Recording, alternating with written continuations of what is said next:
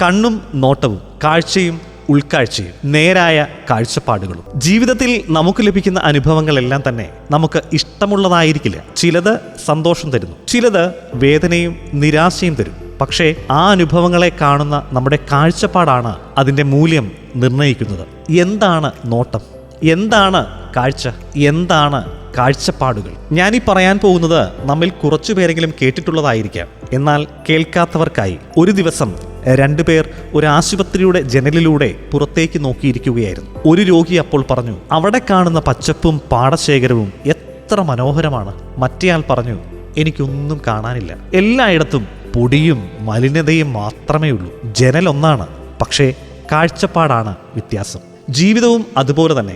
നമുക്ക് ലഭിക്കുന്ന അവസ്ഥകൾ ഒരുപോലെ ആയിരിക്കാം, എന്നാൽ അതിനെ കാണുന്ന ദൃശ്യം നമ്മെ മുന്നോട്ട് നയിക്കുകയോ പിന്നോട്ട് തള്ളുകയോ ചെയ്യാം. ഒരു ചിന്ത: when you change the way you look at things, the things you look at change.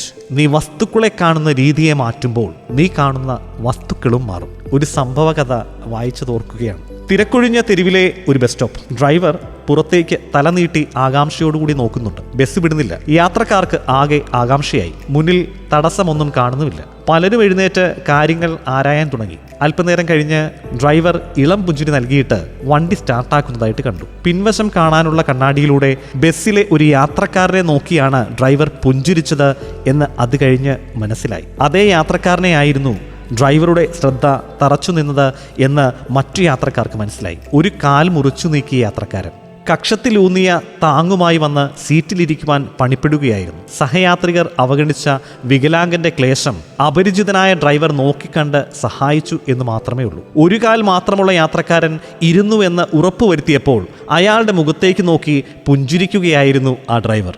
ഡ്രൈവർക്ക് കാഴ്ച മാത്രമല്ല, നല്ല കാഴ്ചപ്പാടും ഉണ്ടായിരുന്നുവെന്നതാണ് സത്യം. പറഞ്ഞു കേട്ട് ബോധ്യപ്പെടാതെ തന്നെ അന്യന്റെ മനസ്സും ചിന്തയും തിരിച്ചറിഞ്ഞ് പ്രതികരിക്കണമെങ്കിൽ നല്ല ഉൾക്കാഴ്ച വേണം.